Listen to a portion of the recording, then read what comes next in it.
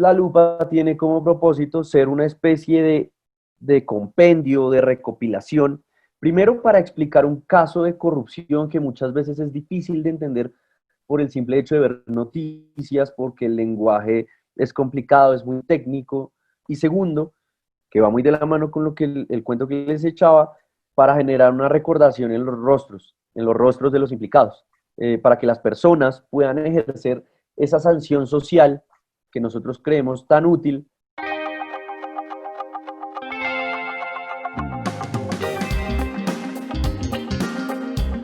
Bienvenidos a Redu al Aire, donde el primer paso para combatir la corrupción es hablar de ella.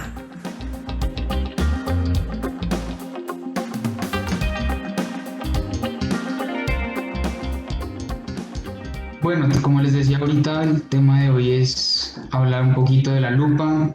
Entonces, no sé si quieras empezar, Santi, contándonos qué es la lupa, en qué consiste este producto. Bueno, eh, la lupa, la lupa más o menos nace aproximadamente 6 meses después de que se funda la red. La red nace en mayo del 2017.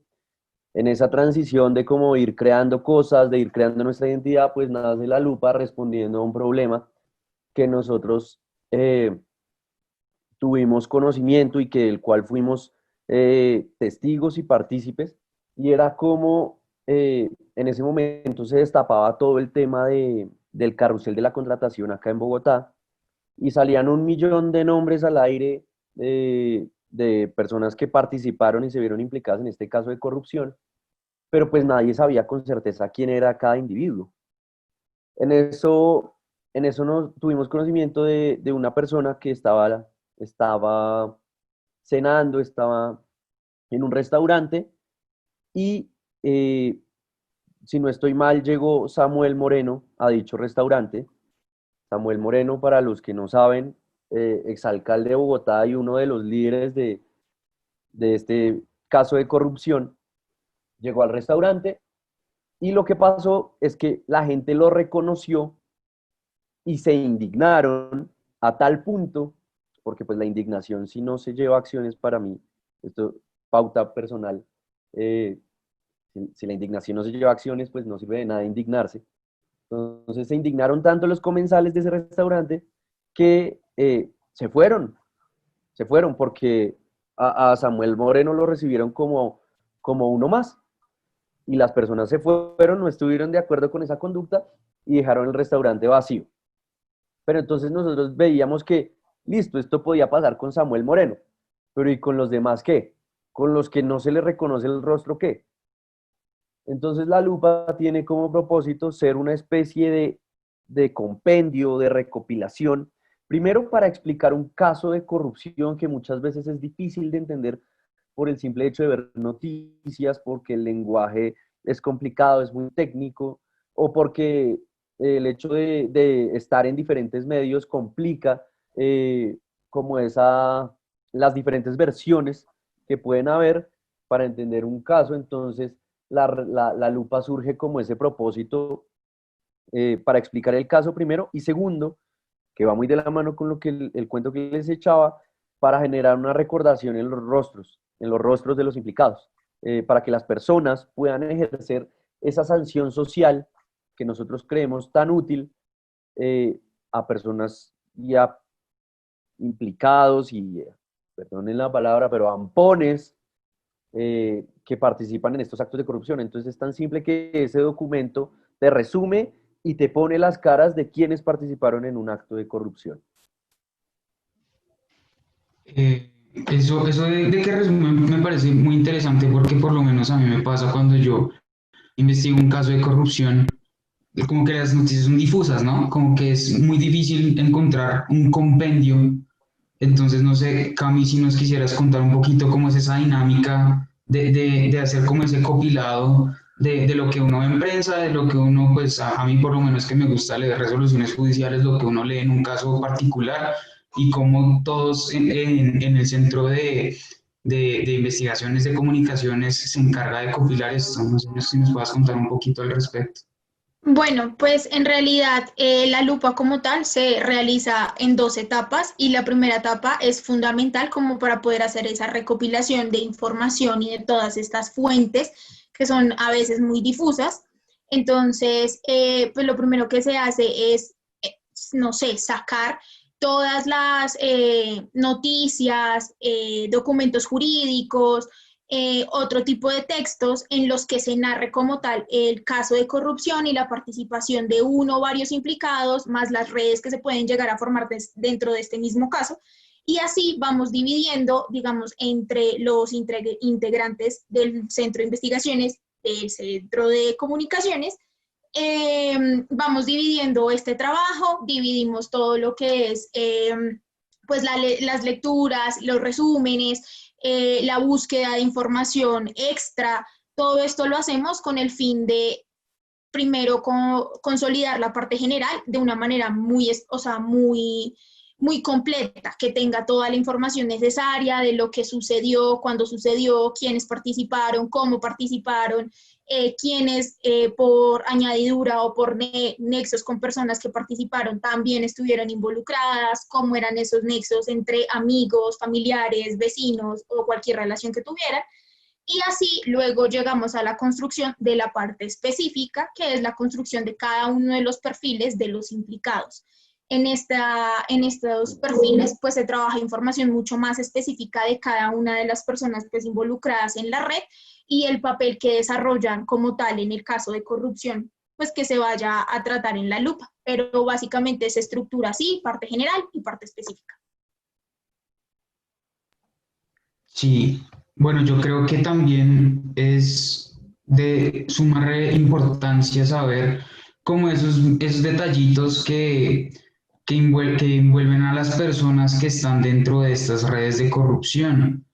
Pero yo me imagino que no debe ser fácil, ¿no? Encontrar la minuta, ¿no? Como, ¿cómo hizo esta persona para llegar a donde está, por ejemplo? No, no me imagino que sea tan sencillo. Entonces, Santi, ¿cómo hacer para encontrar esos datos que quizás no sean tan fáciles de encontrar de una manera, de un Wikipediazo, por ejemplo? Eso es, creo yo, uno de los principales retos que tiene la lupa y que a la hora de nosotros realizar cada una de las entregas de lupa que hemos hecho, pues nos complica un poco la vida. Eh, para arrancar, si ustedes se ponen a pensar, pues los casos de corrupción que normalmente hemos tratado en este producto de la red, son casos que involucran generalmente funcionarios públicos. Entonces, yo, antes de explicarles bien cómo nosotros nos adentramos en la investigación y tratamos de recopilar toda esa información, les quiero dejar algo en el aire y es, oiga, imagínese usted que todos los funcionarios públicos que participan y bueno, que se involucran en este medio y que se vuelven y se untan de política y del Estado, en fin, de todo esto, y a veces es supremamente difícil encontrar información de ellos. A mí esto, o sea, ya de por sí arranquemos por ahí, eso me parece gravísimo y ya nos deja muchas cosas que pensar, como, pues pucha, este man estaba trabajando en un contrato multimillonario, estaba representando a una entidad del Estado y no hay información en Internet que es una vaina global gigante, y no hay información de esa persona. Entonces, esa es la primera cosa que les quiero dejar. Sin embargo, el Estado y sus instituciones han tratado de solventar este problema con diferentes fuentes. Eh, una de ellas que para nosotros ha sido de gran ayuda es Función Pública. Función Pública es una página en la cual como que se tiene una base de datos de los funcionarios del Estado que, pues, anudado a lo que les decía, aún está muy lejos de tener a todos los funcionarios, pero nos ayuda mucho a entender quiénes son estas personas, cuál era su información laboral, su experiencia laboral, su experiencia académica, en realidad quiénes son. Eh, Sin embargo, esta no es la única fuente en la cual nosotros entendemos cómo participaban y de quién se trataba cada, o sea, quién era cada persona.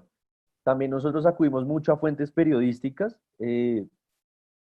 pero lo que les decía, no tanto, por ejemplo, tratamos de que sea una investigación equilibrada. ¿Equilibrada en cuanto a qué? En cuanto a que no nos centramos en un solo medio y ya con la fuente que nos dio ese medio, listo. No, la idea es buscar en varios medios porque muchas veces, y tristemente pasa en este país, a veces los medios se guardan cierta información o la presentan de cierta manera. Entonces, por eso les decíamos que tratamos de irnos por muchos lados. Y anudado a estas dos fuentes, pues creemos que la más certera debería ser, y la cual nos dirigimos, pues son fuentes jurídicas, fuentes ya de sentencias, de fallos, donde relaten los hechos y nosotros poder hilvanar, dibujar cómo era el esquema de corrupción pues de determinado caso y cuál era la participación de cada persona en este caso de corrupción. Básicamente, esa es la manera en la que nosotros actuamos.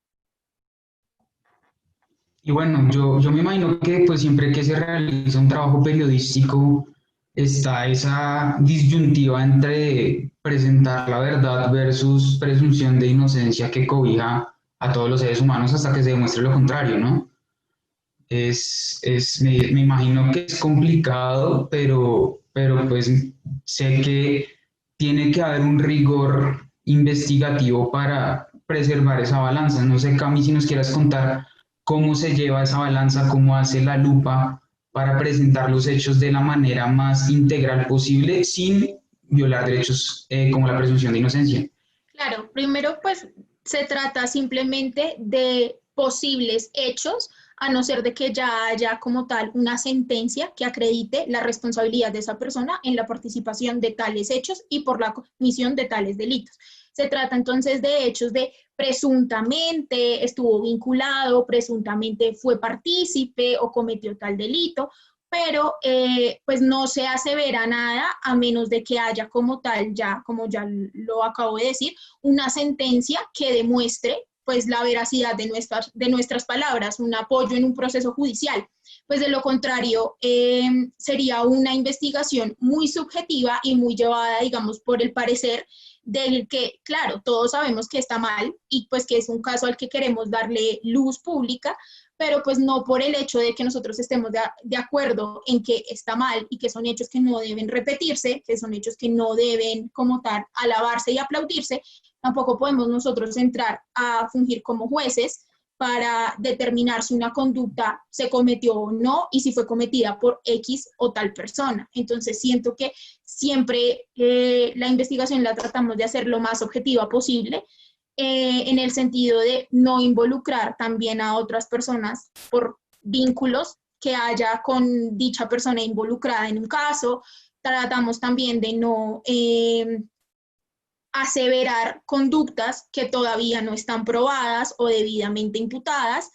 Entonces, siempre se trata de hacer todo muy objetivo a razón de no caer precisamente en esa dinámica de endilgar responsabilidad a una persona pues, que todavía no tiene un proceso judicial que respalde lo que estamos diciendo, y pues tampoco jugar a ser los buenos jueces o los amigos de estas personas, de defender también su, pues, no sé, como no participación o decir que no lo hicieron, porque igual, pues, si es cierto, si hay una investigación, pero pues no podemos decir ni lo uno ni lo otro. Entonces trata de hacerse lo más objetivo posible con la información de la que disponemos, tanto de fuentes periodísticas como de documentos jurídicos que pueden respaldar claramente cualquiera de las posiciones que estemos pues tomando como tal en el documento. Sí, a mí pues en lo personal me parece muy interesante cómo hay muchos medios, como lo decía Santi, que presentan la información parcializada, sesgada, y pues esto puede llegar a generar mucho daño en las personas, ¿no? Independientemente de que sean presuntos corruptos o no, pues hasta que no haya un desfile probatorio, como se dice, pues creo que no hay nadie que pueda atribuir responsabilidad, pero así como lo dice Cami, me parece súper importante igual decir, bueno, no tuvo responsabilidad quizás penal, pero sí tuvo una responsabilidad de mando, por ejemplo, tuvo una responsabilidad política, tuvo un rol de veeduría que no cumplió, por ejemplo, ese tipo de cosas me parece muy interesante y muy chévere que se traten en la lupa. Bueno, ya entrando un poco más en materia, pues nosotros hemos venido trabajando en comunicaciones en una lupa a lo largo de este año y es sobre el caso del cartel de la toga. Y bueno, me gustaría que habláramos un poquito de eso, Santi, ¿qué nos puedes contar? Generalidades del cartel, qué es, por qué se volvió tan llamativo. Sí, sí, Dani, tienes toda la razón. Digamos que eh, mis compañeros a veces me dicen, no digas tanto porque no ha salido la lupa, entonces pues no queremos dañarles la sorpresa, pero pues como tú ya lo dijiste, evidentemente el tema es uno ya de los casos más reconocidos en cuanto a corrupción en el país, que es el cartel de la toga.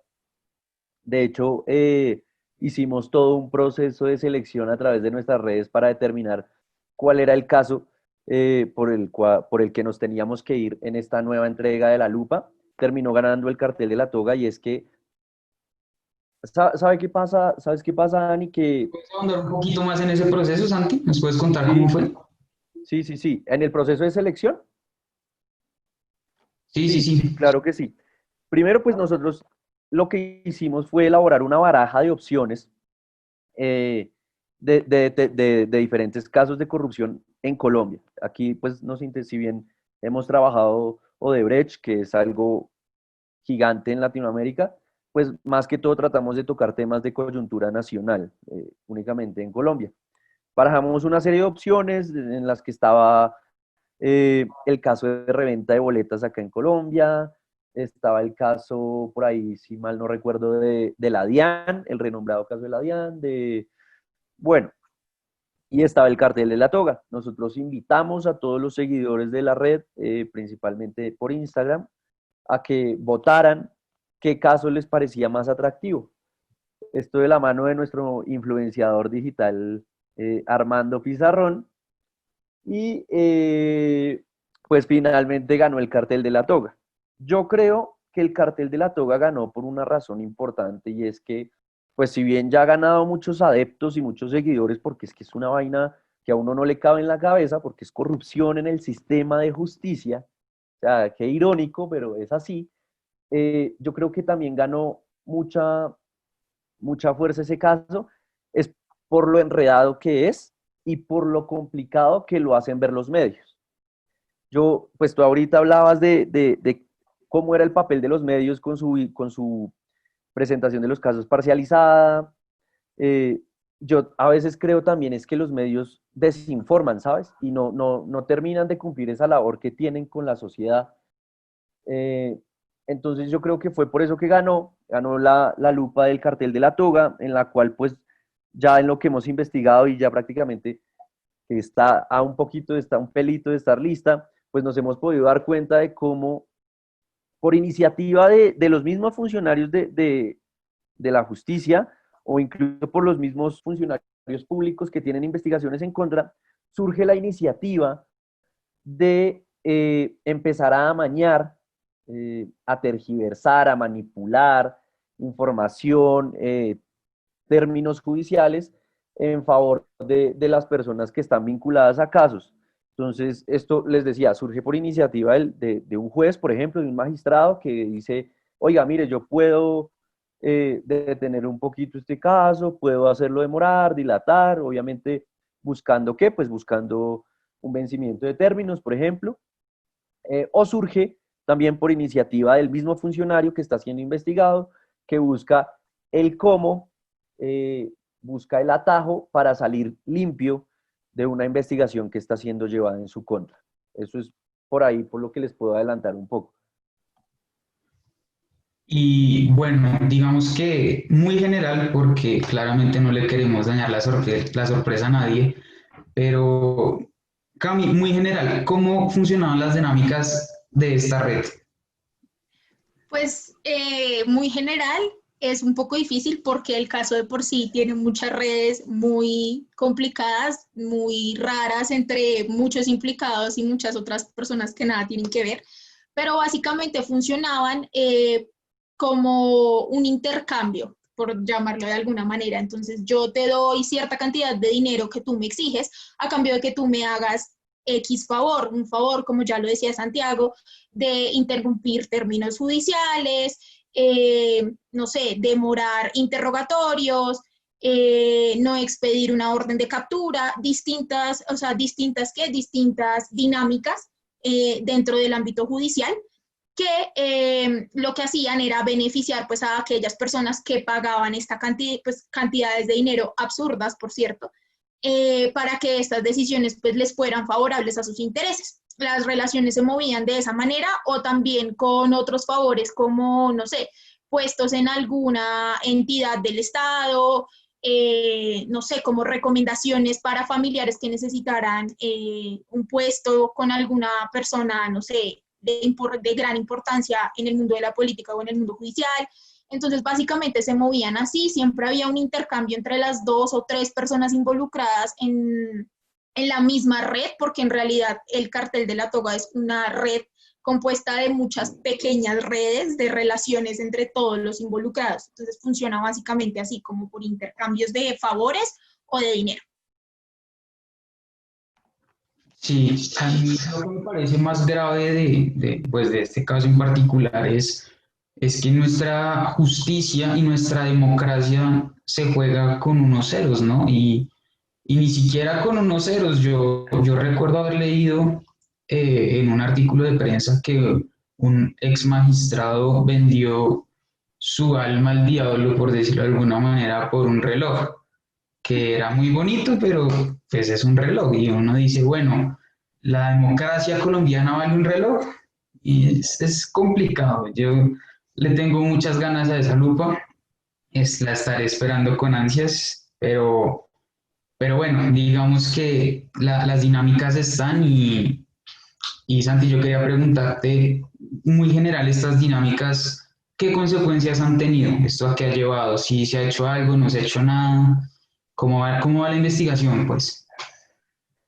Pues digamos que eh, hay un dicho en el argot popular que dice que la justicia cojea, pero llega. Eh, yo creo que tiene un problema en las dos rodillas la justicia porque es demorada acá en este país como ella sola. Eh, digamos que sí han habido fallos respecto a implicados, han habido ha habido hasta un muerto, tenemos ahí conocimiento de que ha habido un muerto incluso dentro de los implicados del caso. Creo yo que lo más rescatable, bueno, dos cosas, hay que tomar este toro por estos cuernos, por estos dos cuernos. El primer cuerno es que todavía se sigue destapando mucha información. Entonces lo que ha pasado es que las personas que ya están como tal dentro de un proceso judicial y que ya están siendo juzgadas, pues se han prestado para ser fuentes de información a los investigadores para lograr ampliar esta red que es gigante, como lo decía Cami, es gigante y donde hay mini redes dentro. Entonces las personas lo que han hecho es acuerdos con la fiscalía pues para darles información, para dar nombres, para dar más detalles sobre el caso de corrupción. Ese es el primer cuerno. El segundo cuerno que yo creo que este no me lo deja más, esto lo quiero decir como más a nombre personal, y es que yo creo que esta demora en la justicia, y espero que sea principalmente por la congestión judicial que hay en este país, pero creo que también tiene mucho que ver con que son personas que están ligadas a este medio, con que son personas que saben cómo eh, moverse en un juzgado, saben cómo dilatar actuaciones, que saben que tienen contactos dentro de estos entes que administran justicia. Entonces yo creo que por eso, pues, digamos que no se ha logrado como que les dijera yo, como cerrar el caso. Yo creo que todavía está en una etapa inicial donde siguen saliendo nombres a la luz, donde siguen saliendo detalles, Entonces, por ahora está en una etapa de nacimiento y de reconocimiento de más implicados, creería yo, Dani. Y bueno, yo creo que ya para cerrar a los dos les voy a hacer la pregunta del millón y es, ¿cuándo vamos a tener la lupa en nuestras manos? Esa pregunta es buena.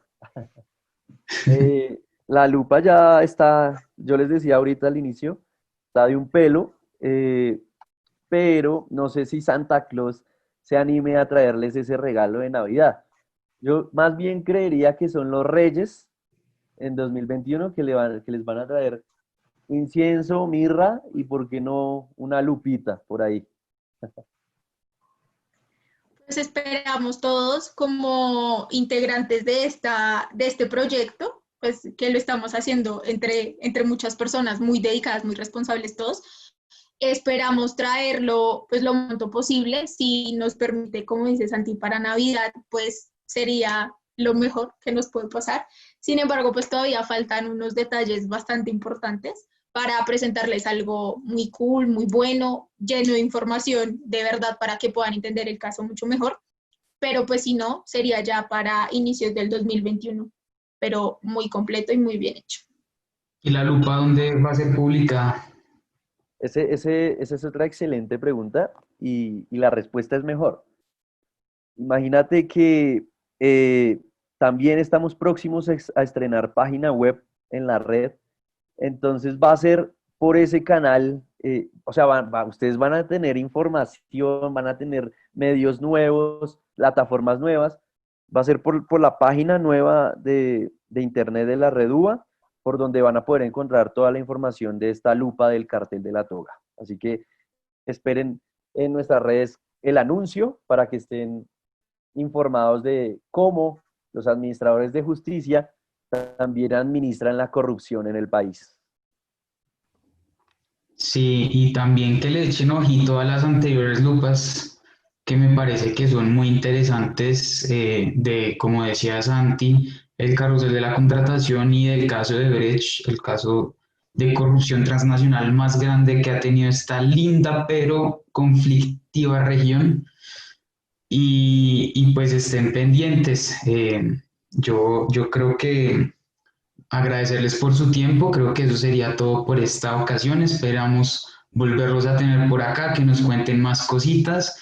Ojalá después nos cuenten qué pasa con eso de Al Tablero. Eso es otro producto que hay por ahí pendiente, que nos tocará hablar después de eso con más calmita y agradecerles por su tiempito.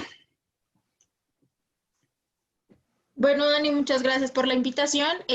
Pues espero que haya sido un espacio muy interesante para todos y recordarles nuevamente que dentro de lo más poco posible de tiempo tendremos ya como tal la lupa de la que les estuvimos hablando hoy para que pues vayan, la miren las demás también y pues vean todo más a detalle de lo que les hablamos hoy acá. Sí, así es. Muchísimas gracias por el espacio y por la invitación, Dani. Bueno, entonces, no siendo más, recuerden que esperamos que esta charla nos haya dado todas herramientas para seguir luchando contra la corrupción, aun cuando ésta es invisible. Recuerden que para visibilizar un problema hay que hablar de él. Queremos agradecerle a todo el equipo de podcast de la red que hizo este y todos los podcasts posibles, a Juan José, que está ahí tras bambalinas ayudándonos con todos los temas técnicos, y también recordarles que no olviden seguirnos en nuestras redes sociales: Instagram, red_alpiso_uva, Twitter, red_alpiso_uva, Facebook, @la red UBA. Visiten por favor nuestra nueva página web, reduniversitariaanticorrupción.org, para saber más de nosotros, para ver todo nuestro contenido. Y lo último sería decirles que si les gustó este podcast, por favor que no se les olvide compartirlo. Muchas gracias.